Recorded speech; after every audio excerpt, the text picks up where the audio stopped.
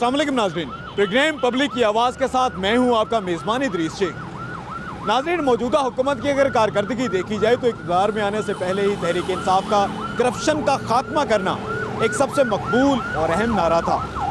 और ये चश्मे फलक ने देखा भी ऐसा ही कि मौजूदा हुकूमत के तश्कील पाने से पहले ही ताकतवर तरीन सियासी और इंतज़ामी शख्सियात के खिलाफ इन तमाम तर तफ्तीशी इदारों ने अपनी इंक्वायरीज शुरू की, जिसे मौजूदा हुकूमत पर शायद सियासी इंतकाम का निशाना बनाए जाने का इल्ज़ाम इतना मौसर नहीं बनता।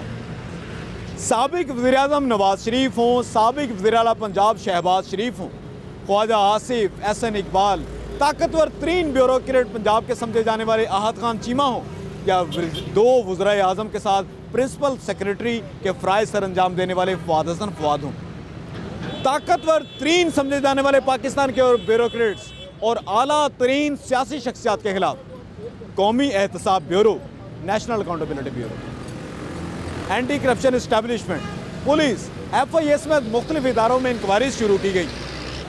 और उसके बाद ये भी देखा गया कि ये जो आला तरीन सियासी शख्सियात हैं और इंतजामी अफसरान हैं, गिरफ्तारियाँ भी इनका मुकद्दर बनी। साबिक वज़ीर-ए-आज़म नवाज शरीफ नैब हुकाम की तहवील में रहे, शहबाज शरीफ, हमजा शहबाज, एहसन इकबाल, ख्वाजा आसिफ समेत मुख्तलिफ जो लीगी ताकतवर और बड़े आला सियासी शख्सियात थी, पीपल्स पार्टी की शख्सियात भी गिरफ्तार हुई और ताकतवर तरीन समझे जाने वाले ब्यूरोक्रेट्स भी गिरफ्तार हुए। लेकिन ये जो इंसदादे बदअनवानी वाला मामला था, मौजूदा हुकूमत की जानिब से ये जो ऐलान किया गया था कि करप्शन के खात्मे के लिए तमाम तर वसाइल को बरोए कार लाया जाएगा और किसी किस्म का इम्तियाज़ इसमें नहीं रखा जाएगा। हुकूमती शख्सियात को भी गिरफ्तार किया गया, अब्दुल अलीम खान गिरफ्तार हुए, सब्तान खान इसमें जो है करप्शन इंक्वायरी में गिरफ्तार हुए, जिनके खिलाफ रेफरेंस भी अब एहतसाब लाहौर में दायर कर दिया गया है। तो क्या ये करप्शन के खात्मे के लिए मौजूदा हुकूमत की जानिब से इनिशिएटिव लिया गया था? क्या ये वाकई सूदमंद हुआ, समरावर साबित हुआ? क्योंकि हालिया ट्रांसपेरेंसी इंटरनेशनल की अगर रिपोर्ट देखी जाए तो ये बात सामने आती है कि पाकिस्तान में करप्शन में इजाफा हुआ। ये देखा गया है कि हुकूमती महकमे जिनमें नैब है, जिनमें एंटी करप्शन इस्टेब्लिशमेंट है, FIA है, पुलिस है और दीगर जो इदारे हैं, उनकी जानिब से दिन रात दावे किए जाते हैं कि करप्शन के खात्मे के लिए बहुत शानदार, मिसाली, तारीखी और बेनज़ीर कारकर्दगी दिखाई गई। लेकिन यही सियासी शख्सियात बहुत कुछ अरसे के बाद ये रिलीफ भी इनको मिलता है, ज़मानतों पर रिहाई भी होती है और कई बार तो ये सियासी शख्सियात बरीयत का भी शिकार होते हैं। अदालतें जो हैं वो तमाम तर वो फैसले करते हैं जिनके सामने शवाहद रखे जाते हैं, जो दलाइल दिए जाते हैं। क्योंकि साबिक वज़ीर-ए-आज़म राजा परवेज़ अशरफ, जिनके खिलाफ नैब की जानिब से रेफरेंस दायर किया गया था और उन पर करप्शन का इल्ज़ाम आयद किया गया था, वो भी बरी हुए एहतसाब लाहौर से। इस तरह से मुख्तलिफ इंतज़ामी शख्सियात हैं। अब ये जब इन सियासी शख्सियात को इन इदारों की जानिब से गिरफ्तार किया जाता है तो ये सियासी शख्सियात इल्ज़ाम आयद करती हैं इन इदारों के खिलाफ कि इनके खिलाफ तमाम तर जो करप्शन के इल्ज़ामात हैं वो झूठे और बेबुनियाद और उनको सियासी इंतकाम का निशाना बनाया जा रहा है। लेकिन जब बरीयत हो जाती है, यही सियासी शख्सियात जो कि अपनी मासूमियत के नारे लगाती हैं, ये इन इदारों के खिलाफ हित के इज़्ज़त के हवाले से अदालतों से रुजू नहीं करती, इन इदारों के खिलाफ कार्रवाई का मुतालबा नहीं किया जाता, जिसकी वजह से शायद इनके मासूमियत के या शफाफियत के जो दावे हैं वो मशकूक हो जाते हैं। लेकिन हुकूमत के इस करप्शन के खिलाफ मेगा तरीन ऑपरेशन से क्या आम शहरी को फ़ायदा मिलता है? क्या आम शहरी को कोई रिलीफ मिल रहा है? पब्लिक की आवाज़ इस पर क्या कहती है? तो आज के प्रोग्राम पब्लिक की आवाज़ में हम बात करेंगे करप्शन के हवाले से हुकूमती महकमे जिनमें NAB, anti corruption establishment, FIA, police आते हैं, इनकी क्या कारकर्दगी रही और इससे आम शहरी को क्या रिलीफ मिला। मुख्तलिफ जो स्टेक होल्डर्स हैं हम उनसे भी बात करेंगे। हम बात करेंगे कानूनी माहिरीन से और आम शहरियों से भी आज के प्रोग्राम पब्लिक की आवाज़ में।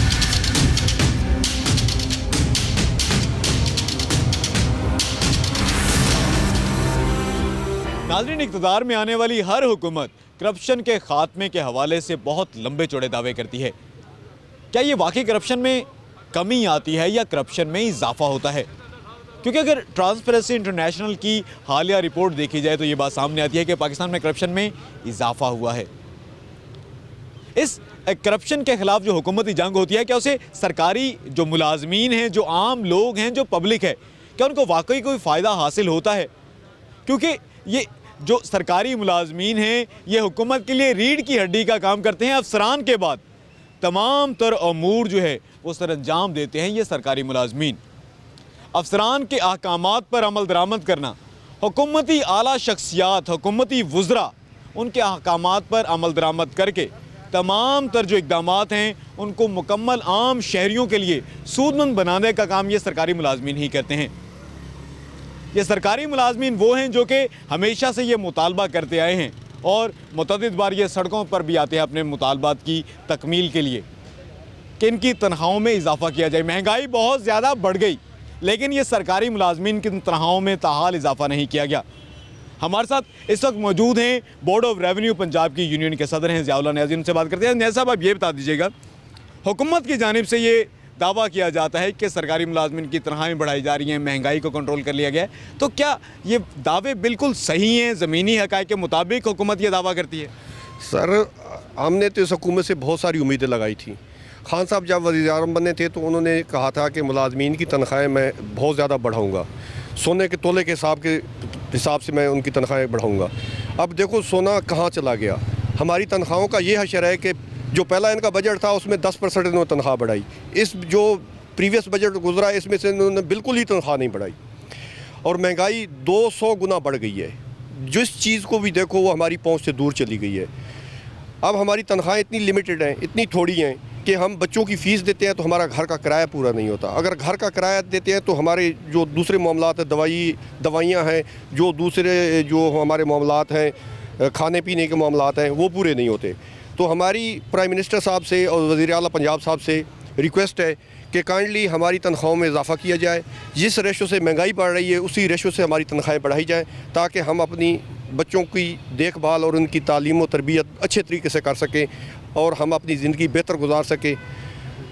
और दूसरा ये है कि इस गवर्नमेंट से हम बहुत सारी उम्मीद लगा के बैठे हुए हैं कि ये बेहतर करेगी, लेकिन हमें अभी तक नज़र नहीं आ रहा क्योंकि हम काफ़ी हमारे मुलाजमीनों में बड़ी बेचैनी पाई जाती है। हम बड़े मायूस हैं जिसकी वजह से हम सड़कों पे भी आ रहे हैं और हमारी कोशिश यही है कि हम सड़कों पे आने से पहले हमारी तनख्वाहें बढ़ाई जाएं ताकि हम ये कदम ना उठा सकें।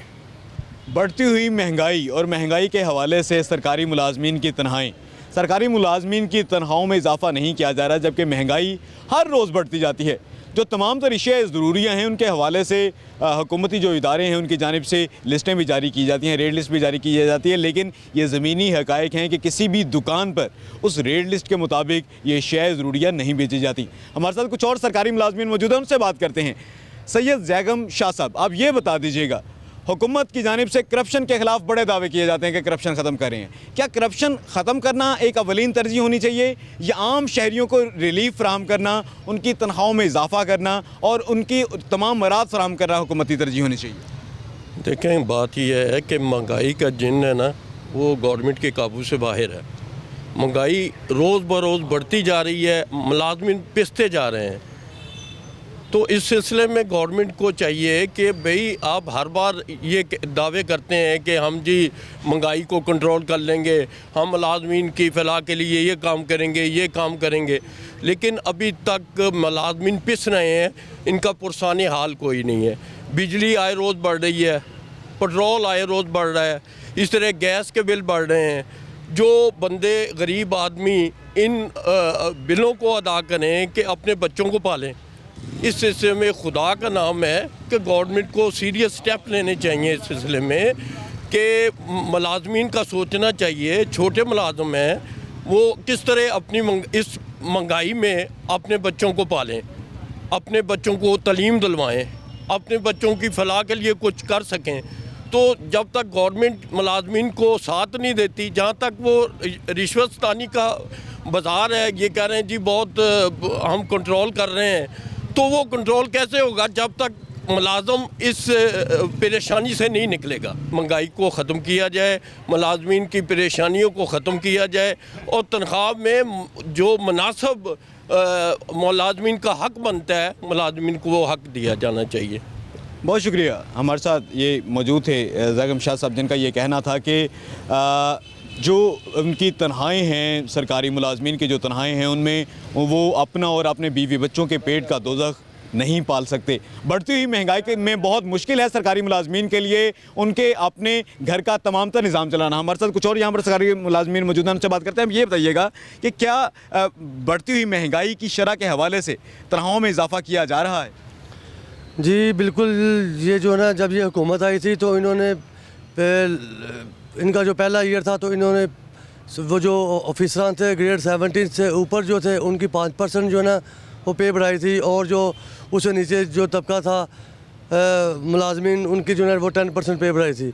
लेकिन ये 2020 में इन्होंने बिल्कुल किसी किस्म का भी बजट में इजाफा नहीं किया है, जबकि इसके बरक्स जो बच्चों की स्कूल कॉलेजेस वगैरह की फ़ीसेस वगैरह होती हैं और रोज़मर्रा की जो अशिया होती हैं वो हर साल बल्कि डेली बेसिस पे हर 15 दिन बाद जो है ना वो कोई ना कोई चीज़ महंगी हुई होती है। जी बहुत शुक्रिया। जिस शरह से महंगाई बढ़ रही है, जिस शरह से अशिया ज़रूरिया की कीमत बढ़ती है, और इसके बारे में एक वफाकी इदारा भी है, वफाकी अदारा शुमारियात, जो कि इसके बारे में अपनी रिपोर्ट भी पेश करता है और जिस तरह से ये मुख्तलिफ़ अशिया की कीमतों में इजाफा होता है और ये सरकारी रेट के मुताबिक ये तमाम तर जो है वो रिपोर्ट जारी की जाती है। हुकूमत की जो रेट लिस्ट होती है उस पर अमल दरामद के हवाले से प्राइस कंट्रोल मजिस्ट्रेट भी मौजूद हैं, लेकिन लाहौरिये ये कहते नज़र आते हैं कि प्राइस कंट्रोल मजिस्ट्रेट ज़मीनी हक़ाइक़ में कहीं नज़र नहीं आते। अगर इनकी जानिब से बेहतर तरीके से इनकी कारकर्दगी दिखाई जाए तो ये बात सामने आएगी, ये मामला सामने आएगा कि अगर दुकानदारों को खौफ हो कि वो गिरफ़्तार होंगे, उनके खिलाफ मुकदमात का इंदराज होगा, तो ये तमाम तर अशिया सस्ते दामों में बेची जा सकेंगी।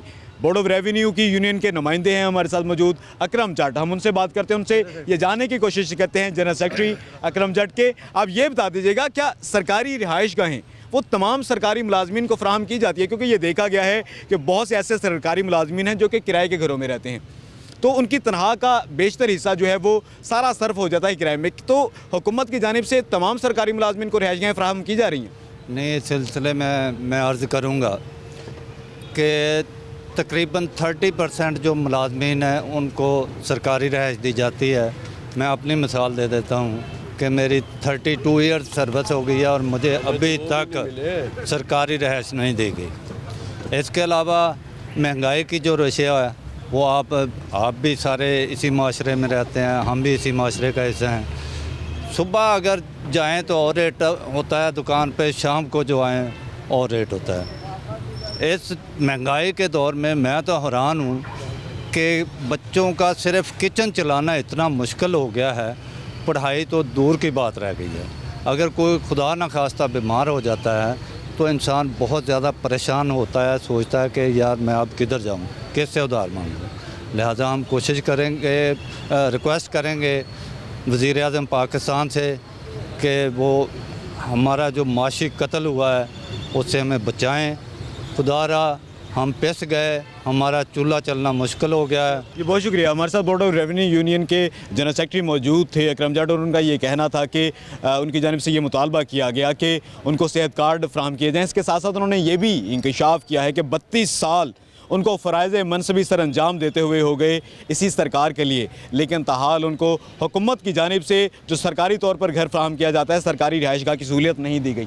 हमारे साथ एक और बोर्ड ऑफ रेवेन्यू के मुलाजिम मौजूद हैं, उनसे बात करते हैं। आप ये बता दीजिएगा कि आप ये समझते हैं कि अगर सरकारी मुलाजमीन को मेडिकल की सहूलियत फ्राहम कर दी जाए, उनको रिहाइशगाहें फ्राहम कर दी जाएँ और बढ़ती हुई जो महंगाई है उसके हवाले से उनकी तनख्वाहों में इजाफा हो जाए, तो क्या करप्शन में कमी आएगी? 100% आएगी। देखें, सिंपल सी बात है, इसको जो हमारा माशरा है ना, मैं इसको एक छोटे से मुहावरे में शायद एलेबोरेट कर सकूँ। शुतर बेमुहार है। हमारे पास वज़ीर-ए-आज़म है, वज़ीर आला है, मॉनिटरिंग टीम है, सब कुछ है, लेकिन आप ये देखें क्या महंगाई को हम लोग किस तरह मॉनिटर कर पा रहे हैं? जिस चीज़ को मॉनिटरिंग करने लगते हैं, रात अगर उसकी कीमत 10 रुपये है, सुबह वही कीमत 50 रुपये होती है। क्या ये मॉनिटरिंग है? इसलिए मैंने कहा कि मैं एक मुहावरे में अगर इसको एलेबोरेट करूँ तो मैं यही कहूँगा, शुतर बेमुहार। शुतर है लेकिन उसकी कोई लगाम नहीं है, उसको संभालने वाला कोई नहीं है। सब लोग जहाँ तक देखा जाता है यहाँ तो करप्शन की तरफ जाते हैं। क्यों जाते हैं? महंगाई अप हो रही है। जब महंगाई अप होगी, जो 3 बेसिक ज़रूरियात हैं जैसे रोटी, कपड़ा, मकान, एक आम आदमी को क्या चाहिए? तालीम की तो मैं अभी बात नहीं करूँगा, सेहत की बात नहीं करूँगा, रहने के लिए छत चाहिए, पेट भरने के लिए रोटी चाहिए, तन ढांपने के लिए कपड़ा चाहिए। जब ये 3 बेसिक नीड्स ही पूरी नहीं होंगी एक मुलाजिम की, तो वो क्या करेगा? बहुत शुक्रिया, बहुत अहम बात की इन्होंने। इनका ये कहना था कि हुकूमत की जानिब से जो तनख्वाह के तौर पर रकम अदा की जाती है सरकारी मुलाजमीन को, उसमें बहुत मुश्किल है कि वो बुनियादी तरीन ज़रूरियात, जिनमें छत की ज़रूरत है, अपना और अपने बीवी बच्चों का जो उन्होंने पेट पालना है, उसके लिए खुराक की फराहमी है, या तन ढांपने के लिए कपड़ा, अगर जो तनख्वाहें हैं सरकारी मुलाजमीन की, उनमें वो अपनी ये बुनियादी तरीन ज़रूरियात पूरी नहीं कर सकते, हालांकि तालीम और सेहत अभी उन्होंने इसमें शामिल नहीं की थी, तो वो सरकारी मुलाजिम क्या करेगा?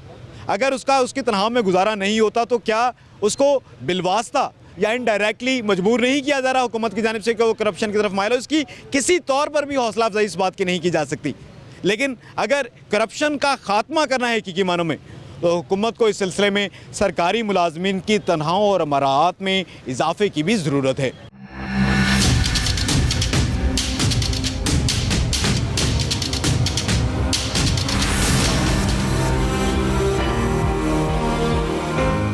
हुकूमत की जानिब से करप्शन के खात्मे के दावे बहुत किए जाते हैं, लेकिन यह आमतौर पर देखा गया है कि जितना बड़ा केस होता है, शायद बहुत से ऐसे मुल्ज़मान होते हैं, उतनी ही आसानी से बरियत उनका मुकद्दर बनती हैं। अदालतें तो वही काम करेंगी जब उनके सामने शवाहद रखे जाएंगे, कमज़ोर तफ्तीश होगी, प्रोसिक्यूटर बेहतर तरीके से केस जो है वो अदालत के सामने नहीं रख सकेंगे। हमारे साथ इस वक्त मौजूद हैं मुमताज़ कानूनदान, लाहौर हाई कोर्ट के साबिक जज, इलेक्शन ट्रिब्यूनल के साबिक जज और साबिक DG anti corruption justice retired Kazim Ali Malik. उनसे हम जानते हैं। काजिम अली मलिक साहब, आप ये बता दीजिएगा कि आप इलेक्शन ट्रिब्यूनल के जज रहे, यानी 122 का केस का आपका ही फैसला था, जिसकी बुनियाद पर उस वक्त के स्पीकर कौमी असम्बली सरदार एयाज सादी की कामयाबी का नोटिफिकेशन मुअत्तल किया गया था। इसके साथ साथ आपने सानिहा सियालकोट, जो कि 2 भाइयों को कत्ल कर दिया गया था, तशद्दुद करके मार दिया गया था, उसकी भी इंक्वायरी आपने की थी। एंटी करप्शन पंजाब के मुलाजमीन के खिलाफ भी आपने, जब आप बतौर DG काम करते रहे, आपने उनके खिलाफ कार्रवाइयाँ की। तो बहुत से ऐसे मामलात हैं, आप तकरीबन कानून से मुंसलिक तमाम तर शुबों को एक सरबराही के तौर पर देख चुके हैं। मौजूदा जो हमारा अदालती निज़ाम है या इंसाफ का निज़ाम है, इसमें मुल्ज़मान आमतौर पर देखा है कि बच जाते हैं। क्या कुछ कानूनी तरामीम की ज़रूरत है, या ये जो इन्वेस्टिगेशंस हैं ये बेहतर तरीके से नहीं हो पाती, प्रोसिक्यूटर्स या इन्वेस्टिगेटर्स बेहतर तरीके से अपने जो फ़राइज़ मनसबी हैं वो सर अंजाम नहीं देते? सिस्टम नाकाम हो गया है, या सिस्टम नाकिस है, या अदालती निज़ाम या इंसाफ का निज़ाम जो इसकी मुख्तलिफ शोबे हैं वो डिलीवर नहीं कर रहा। इसमें लेमैन से ज़्यादा मैं जब उन लोगों की बात सुनता हूँ जिनका इस शोबे से कोई ना कोई ताल्लुक़ है या जो पढ़े लिखे हैं, वो भी जब इसी ज़ुबान में बात करते हैं तो लेमैन का एक बिल्कुल आम आदमी का परसेप्शन और मजबूत हो जाता है कि जो मैं सोचता हूँ वो सही है, क्योंकि लीगल बैकग्राउंड का आदमी भी यही कह रहा है। मैं आज उससे हट कर गुजारिश करता हूँ। मेरा निस्फ सदी का तजर्बा है, अगर आप कहें कि एक सेंटेंस में बयान करो तो एक सेंटेंस में उसका जवाब ये है कि this system is not at fault, we are at fault. मैं एक छोटी सी गुजारिश करता हूँ। सिस्टम की क्रिमिनल जस्टिस में सिस्टम का ये मुतालबा है, सिस्टम ये डिमांड कर रहा है कि मर्डर ट्रायल जो है, इसको ट्रायल कमेंस करने के 3 दिन के अंदर इसको कंक्लूड करो। ये डे टू डे बेसिस पर ट्रायल करो और एक्सपीडिशियसली विद इन 3 डेज इसको कंक्लूड करो।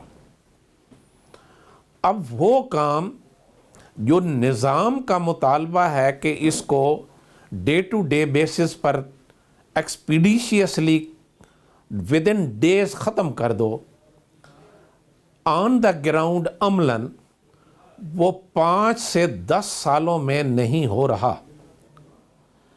अब मेरा उन लोगों से सवाल है जो कहते हैं सिस्टम नाकाम है, मुझे इस बात का जवाब दें कि वो सिस्टम एट फॉल्ट है जो कह रहा है कि ये काम 3 दिन में करो, या वो लोग एट फॉल्ट हैं जो 3 दिन वाला काम 10 साल में या 5 साल में नहीं कर रहे? तो काज़िम अली मलिक साहब, आप ये कहना चाहते हैं कि अगर जो कानून हमारे पास मौजूद है वो बेहतरीन कानून है, इस पर अमल दरामद नहीं सही तरह से किया जाता, तो अगर इसी कानून को अच्छे तरीके से इस्तेमाल किया जाए, तफ्तीशी इदारे बेहतर तरीके से काम करें, जो है इसके साथ साथ जो प्रोसिक्यूटर्स हैं, जो स्टेट रिप्रेजेंटेटिव्स, लॉ काउंसिल्स हैं, वो बेहतर तरीके से काम करें, तो इसी कानून के तहत क्या रियासत मदीना का जो है ख्वाब अमली ताबीर उसकी आ सकती है सामने? यस, इसी निज़ाम के अंदर जो एग्जिस्टिंग है, अगर जज साहब अपना काम करें या उसे करने दिया जाए, वकील साहब अपना काम करें, पुलिस वाला इन्वेस्टिगेटर अपना काम करे, प्रोसिक्यूटर अपना काम करे, बिल्कुल डिज़ायर्ड रिज़ल्ट आ सकते हैं। मुझे बेशक किसी वर्कशॉप में, किसी सेमिनार में, किसी मुबासा में उन दानिश्वरों के सामने बिठा दिया जाए जो ये कहते हैं कि निज़ाम नाकाम है, निज़ाम फॉल्टी है, निज़ाम गलत है, मुझे वो साबित कर दें, मैं माफ़ी मांग लूँगा।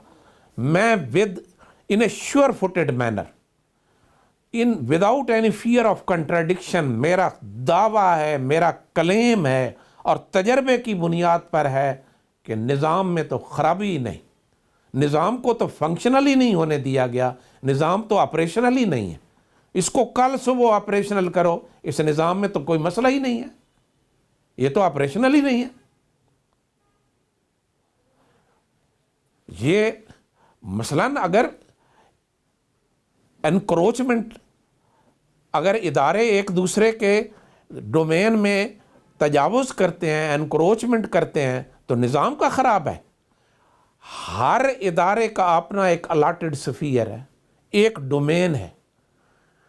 अगर वो इदारा उसके अंदर नहीं रहता, प्रोसिक्यूटर इन्वेस्टिगेटर के डोमेन में जा रहा है, इन्वेस्टिगेटर प्रोसिक्यूटर के डोमेन में जा रहा है, प्रोसिक्यूटर जज साहब के डोमेन में जा रहे हैं, जज साहब प्रोसिक्यूटर के डोमेन में जा रहे हैं, तो इसमें किताब का क्या कसूर है?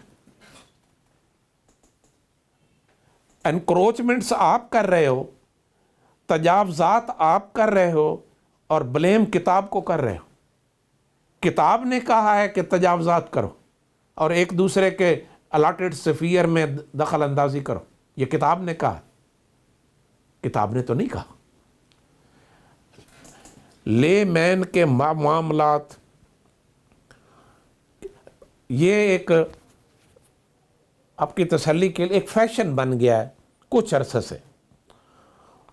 टॉक शो में मैं देखता हूँ और समाजी महफिलों में देखता हूँ, इवन लीगल बैकग्राउंड के लोगों में देखता हूँ, सर्विस के लोग जो हैं उसमें देखता हूँ, एक फैशन की शक्ल अख्तियार है। पटवारी ख़राब, पटवार खाना ख़राब, पटवार कल्चर को एक बुराई के सिंबल के तौर पर डिस्कस किया जा रहा है। मुझे वो सेक्शन बताएं किसी लैंड रेवेन्यू एक्ट का जिसमें लिखा हो कि इलाके का रेस्ट हाउस पटवारी चलाए, कि जब वहाँ VIPs और सीनियर अफसर ठहरें तो वो पटवारी जो है तीतर बखर से लाए, बटेर मियाँ वाली से लाए, चश्मा बैराज से फ़िश लाए और खाने पकाए। ये किस लैंड रेवेन्यू एक्ट में लिखा हुआ है?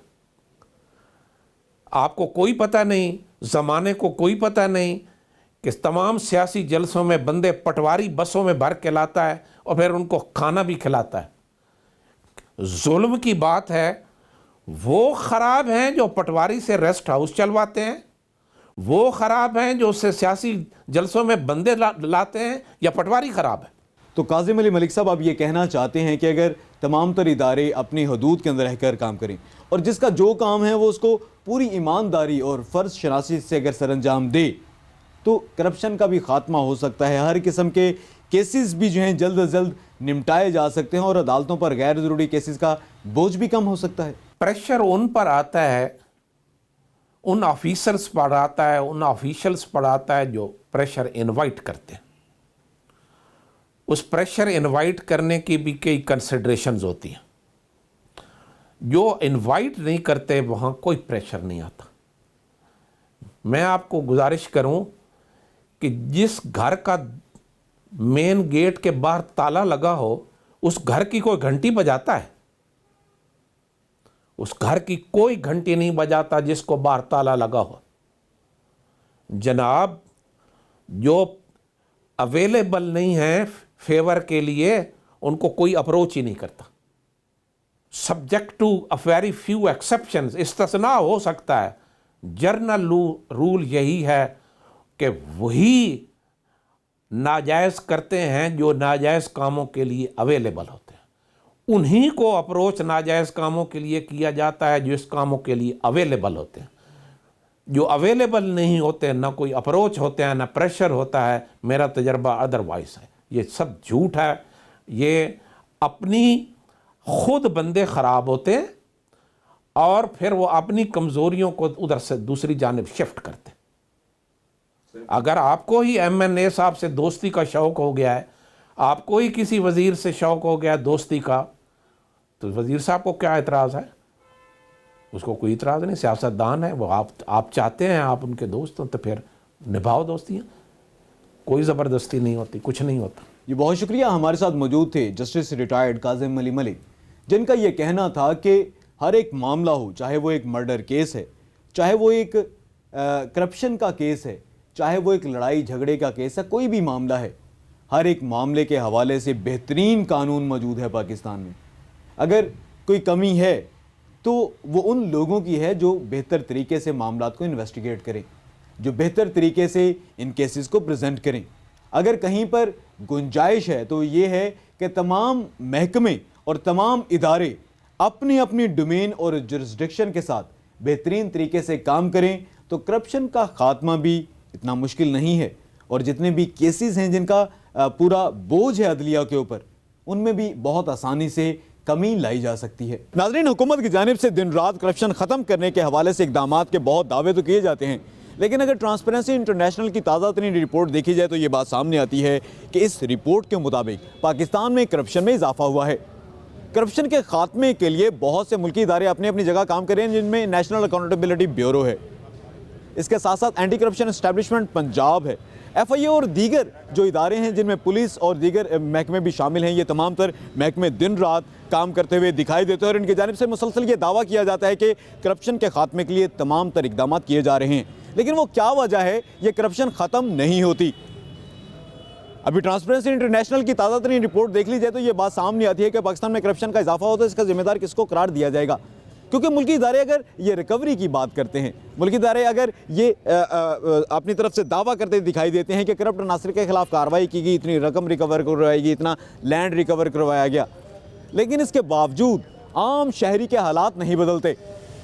अगर माजी में हम देखें तो एक नंदीपुर का केस सामने आता है और इसके साथ साथ गैपको का एक केस भी सामने आता है जो कि एहतसाब अदालत लाहौर में ज़ेर समात रहा, जिसमें साबिक वज़ीर-ए-आज़म राजा परवेज़ अशरफ को बतौर मरकज़ी मुल्ज़म नामज़द किया गया था। लेकिन इसका मुकद्दर क्या हुआ?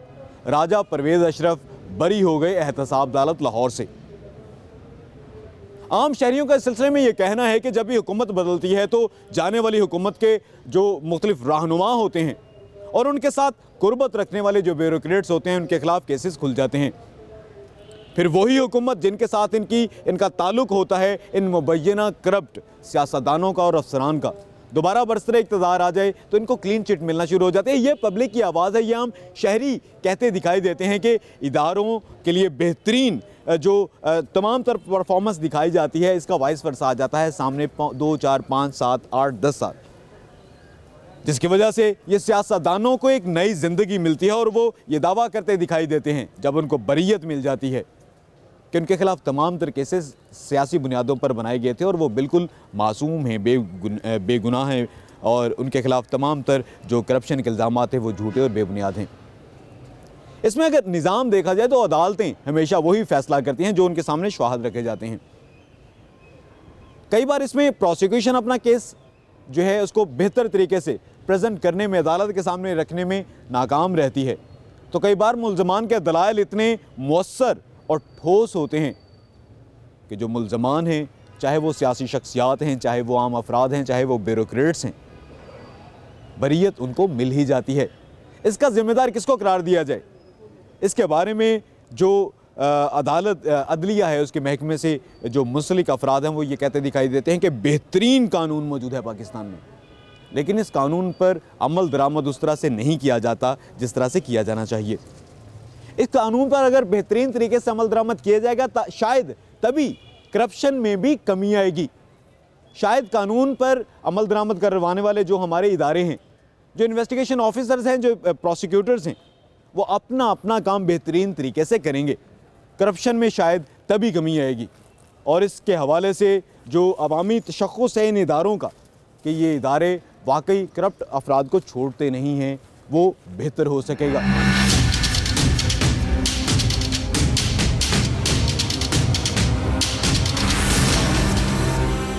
बिल्कुल नाज़रीन, हुकूमत के जो इदारे हैं उनकी जानिब से करप्शन के ख़ात्मे के हवाले से बहुत ज़्यादा दावे किए जाते हैं। वो कौमी एहतसाब ब्यूरो हो, नेशनल अकाउंटेबिलिटी ब्यूरो, या वो एंटी करप्शन एस्टेब्लिशमेंट पंजाब हो, या पुलिस हो, या वो FIA हो। लेकिन इस करप्शन के ख़ात्मे के साथ साथ आम शहरियों को रिलीफ नहीं मिल रहा। आम शहरी ताहाल ये शिकवा करते दिखाई देते हैं कि हुकूमती महकमों की जानिब से उनको रिलीफ फ्राहम नहीं किया जा रहा। हमारे साथ कुछ शहरी मौजूद हैं, उनसे बात करते हैं, उनसे ये जानने की कोशिश करेंगे कि हुकूमत किस तरह से, किस हद तक कामयाब हो सकी है रिलीफ फराहम करने में। आप ये बताइएगा कि हुकूमत की जानिब से करप्शन के खात्मे के बड़े दावे किए जाते हैं, क्या करप्शन का खात्मा ज़रूरी है या बुनियादी सहूलियात की फ्राहमी ज़रूरी है? जी, करप्शन का खात्मा तो बहुत ज़रूरी है क्योंकि महंगाई में बिल्कुल कमी नहीं आई। देखें आज घी जो 150 था वो 250 पे आ गया है, चीनी शार्ट है, आटा शार्ट है, दालें इतनी ज़्यादा महंगी हैं, ठीक है, किराए इतने ज़्यादा हैं, एक्सपेंसेस इतने ज़्यादा हैं, पेट्रोल इतना ज़्यादा महंगा हो गया है, बिजली जो आप देख रहे हैं आए बे दिन महंगी पे महंगी होती जा रही है, सर्वाइव करना बहुत ज़्यादा मुश्किल हो गया। दूसरा, कोरोना की वजह से बच्चे घर में बैठे हैं, फीसें दिए जा रहे हैं, स्कूल वाले फीसें ले रहे हैं और आवाम का, माँ बाप के लिए उनका जीना दोभर हुआ चुका है। महंगाई बहुत ज़्यादा है, बिल्कुल महंगाई में बिल्कुल कमी नहीं आई। महंगाई जो पहले भी कमी थी उससे भी ज़्यादा बहुत डबल महंगाई हो गई है। बहुत शुक्रिया। ये हमारे साथ एक शहरी मौजूद थे जिनका ये कहना था कि महंगाई बिल्कुल भी कंट्रोल नहीं की जा सकी और हुकूमती महकमे इस सिलसिले में आम शहरियों को रिलीफ फराहम करने में नाकाम रहे हैं। हमारे साथ एक और शहरी मौजूद है, हम उनसे बात करते हैं, उनसे ये जानने की कोशिश करते हैं। आप ये बताइएगा, मौजूदा हुकूमत में कोई रिलीफ आपको नज़र आता है कि रियासत मदीना बनाने का दावा किया जाता है, क्या उसकी अमली ताबीर है ये सामने? कोई नहीं आई, नहीं आई। महंगाई बहुत है, खाना पीना औखा है, बहुत आवाज़ आ रही है, खर्चे नहीं पूरे होते, बड़ा मसला मसाइल बहुत शुक्रिया। हमारे साथ ये एक शहरी मौजूद थे जिनका ये कहना था कि महंगाई बहुत ज़्यादा हो चुकी है और जो उनकी आमदन है उसमें वो अपने अखराजात नहीं चला सकते। हमारे साथ एक और शहरी मौजूद है, हम उनसे जानने की कोशिश करते हैं कि किस हद तक हुकूमत कामयाब हो सकी है। अब ये बताइएगा कि हुकूमत की जानिब से ये बारहा कहा जाता है, हुकूमत के जो महकमे हैं कि करप्शन के खात्मे के लिए इक़दाम किए जा रहे हैं और आम शहरियों को रिलीफ भी फराहम किया जा रहा है। आप देखते हैं कि मौजूदा हुकूमत में कोई कमी आई हो अशियाए ज़रूरिया की कीमतों में, आम शहरियों को तालीम, सेहत, बुनियादी सहूलियात की फराहमी मुमकिन हो सकी हो? नहीं, देखिए दरअसल ऐसा बिल्कुल भी पॉसिबल नहीं हो सका। वादे बहुत सारे किए गए थे कि ये सहूलियात दी जाएंगी और बहुत से ग्रीन ड्रीम्स और ख्वाब दिखाए गए थे, मगर ऐसा कुछ भी ना हो सका। जितने भी बागात दिखाए गए वो सारे के सारे धरे के धरे रहे। ना तो महंगाई पे कंट्रोल हो सका बल्कि पहले से ज़्यादा बढ़ गई है और कोविड की वजह से नो डाउट के बहुत ज़्यादा असर पड़ा है, मगर उस तरीके से कंट्रोल भी ना कर सके क्योंकि बहुत सी गरीब आवाम जो थी, जो पहले तो पिस रही थी, अब और भी ज़्यादा पिसने लग गई है और शहरी बहुत ज़्यादा पहले से भी परेशान हो गए हैं। बहुत शुक्रिया। ये हमारे साथ एक शहरी मौजूद थे जिनका ये कहना था कि महंगाई पर जो है काबू नहीं पाया जा सका, महंगाई में कमी नहीं आ सकी। हुकूमती जो महकमे हैं वो इस सिलसिले में अपनी 100% कारकर्दगी नहीं दिखा सके। इस सिलसिले में शहरियों का ये मुतालबा है, ये पब्लिक की आवाज़ है कि उनको तमाम तर अशियाए ज़रूरियात सस्ते दामों फ्राहम उनकी फ्राहमी यकीनी बनाई जाए, तालीम और सेहत फ्राहम किया जाए, महंगाई कंट्रोल की जाए, बेरोज़गारी पर काबू पाया जाए, लेकिन इसके साथ साथ करप्शन का खात्मा भी बहुत ज़रूरी है।